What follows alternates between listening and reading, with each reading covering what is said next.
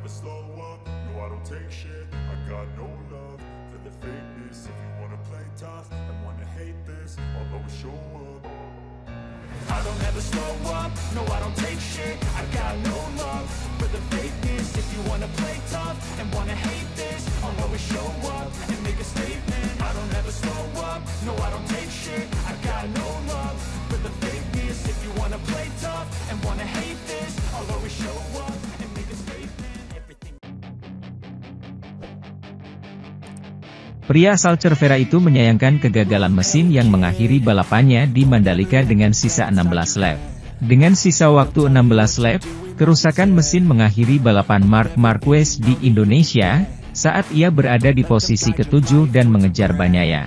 Dia meyakinkan bahwa dia memiliki kecepatan untuk melaju lebih cepat dan lebih dekat dengan grup yang memperebutkan podium, tetapi pertarungan sengit dengan Di Giannantonio, yang mengendarai ban lunak di kedua roda dan kemudian jatuh, menyebabkan dia kehilangan waktu. Kolaborator kami Manuel Pecino telah mengumpulkan pernyataannya setelah balapan. Analisis karirnya, kami telah memulai dengan baik. Saya memulai dengan tenang, tepat di belakang Bagnaia. Namun, saat kami bertarung dengan Di Giannantonio yang berada di posisi belakang soft, wajar jika dia berada di posisi tersebut di lap pertama. Disinilah kami kehilangan banyak waktu, menempuh putaran 32. Kemudian, kami harus kembali ke grup, itulah yang saya coba lakukan, saat itulah mesinnya rusak. Piala Dunia, urusan orang lain, saya melihatnya lebih mungkin dari sebelumnya tertawa. Saya sudah mengatakannya dan itulah mengapa saya sangat tenang dalam balapan ini. Saya mencoba memainkan trik saya, yaitu terus-menerus, meskipun terkadang saya harus mengikat diri. Hal-hal terjadi di luar kendali Anda. Saya selalu berusaha konsisten di posisi tersebut, karena itulah yang saya cari di paruh kedua musim ini. Tujuan dari balapan terakhir ini adalah mencari konsistensi untuk menciptakan landasan bagi tahun depan. Itulah yang akan saya coba lakukan pada balapan terakhir ini. Martin telah melakukan apa yang harus dia lakukan. Balapan Martin. Hari ini, Martin melakukan apa yang harus dia lakukan.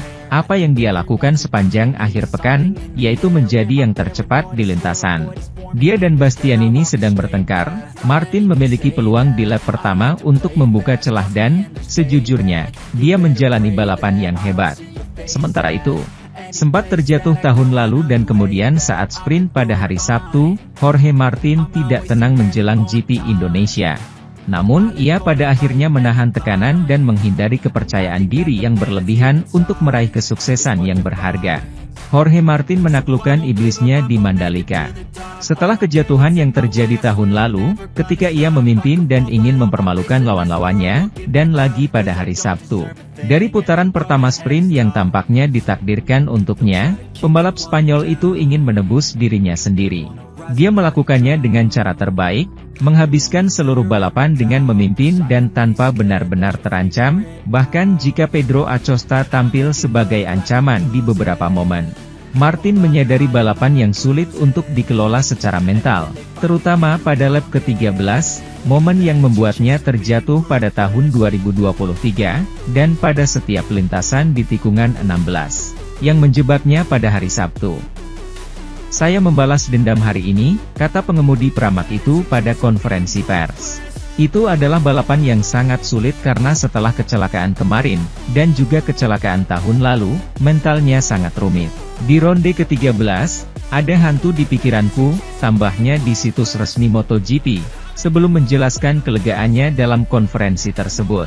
Semuanya berjalan baik di bagian balapan ini.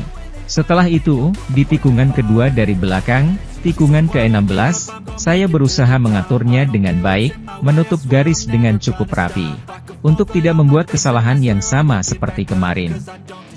Saya senang telah mengalami kemajuan setelah kesalahan saya. Anda harus tetap berada dalam dinamika ini. Setiap balapan akhir pekan berbeda. Akhir pekan ini, saya mungkin terlalu percaya diri. Saya merasa bahwa saya sangat kuat, semuanya berjalan sangat baik sehingga saya terlalu percaya diri dan saya membuat kesalahan. Saya harus lebih waspada. Kita lihat saja apa yang bisa kami lakukan selanjutnya.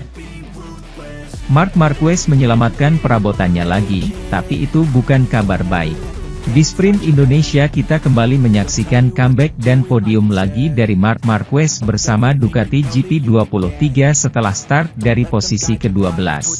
Dikatakan seperti ini kedengarannya spektakuler karena merupakan kata sifat yang sesuai dengan permulaannya, di mana ia telah naik 7 posisi ke posisi ke-5. Setelah kesalahan Jorge Martin dan Bezzecchi, ia berhasil menempati posisi ketiga, karena ia tidak mampu menahan kecepatan superior Bastianini. Sekali lagi dia menghemat hari Sabtu dengan mencapai hasil maksimal yang dia bisa. Marc telah membuat kita terbiasa dengan prestasi seperti ini, tapi itu bukanlah sebuah prestasi dan dia tahu itu. Klasifikasinya terlupakan, mengalami 2 kali terjatuh dalam 2 upaya putaran tercepatnya, yang menyebabkan dia finish di posisi terakhir Q2.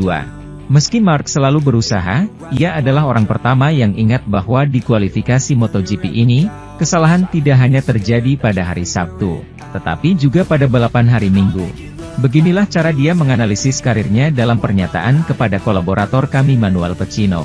Memperbaiki klasifikasi adalah kuncinya, saya harus menyelesaikan putaran saya, karena pada putaran pertama dan kedua saya menempatkan diri saya di baris kedua, ketiga dengan sangat buruk.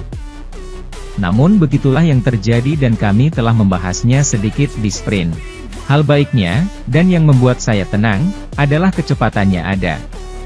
Klasifikasi itu perlu diluruskan, mana yang paling penting, jika bukan hal terpenting di akhir pekan.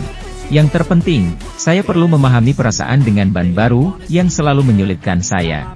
Saya mencoba, air terjunnya datang, 5 penurunan terakhir terjadi di Q2, dan disitulah kita harus mencoba memahaminya. Saya tidak mengatakannya tahun ini, tapi setiap tahun yang akan datang. 7 posisi yang diperoleh di awal, naluri. Saya tidak bisa menjelaskan apapun kepada Anda, itu berjalan dengan baik. Dan pada lap pertama saya memiliki segalanya dengan sangat jelas.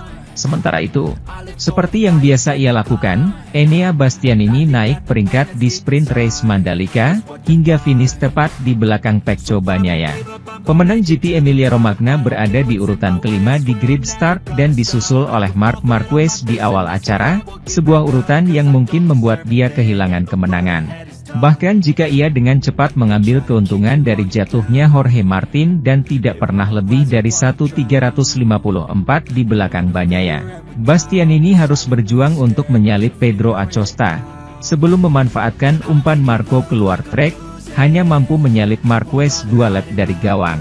Sebelum terjun ke rekan setimnya, yang telah memenangkan perlombaan. Tidak buruk, simpul Bastianini, namun frustasi dengan waktu yang hilang di lap pertama. Hanya start saja yang agak buruk karena saya kehilangan posisi tapi setelahnya, lap demi lap, saya lebih percaya diri hari ini.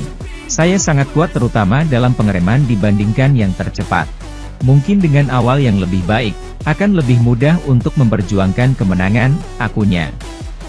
Setelah itu, kami tidak tahu apakah kami bisa menang.